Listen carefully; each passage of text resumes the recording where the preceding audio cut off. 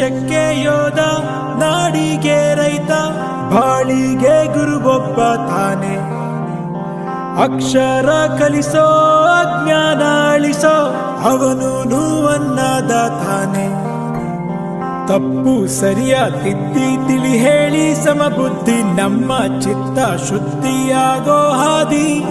ಎಷ್ಟೇ ದೂರ ಹೋದ್ರೂ ಮರಿಬೇಡ ನಿನ ಬೇರು, ನಿನ್ನ ಸಾಧನೆಗೆಲ್ಲ ಇದುವೇ ಆದಿ. ಪಾಠಶಾಲಾ ಪಾಠಶಾಲಾ ಪಾಠಶಾಲಾ ಪಾಠಶಾಲಾ.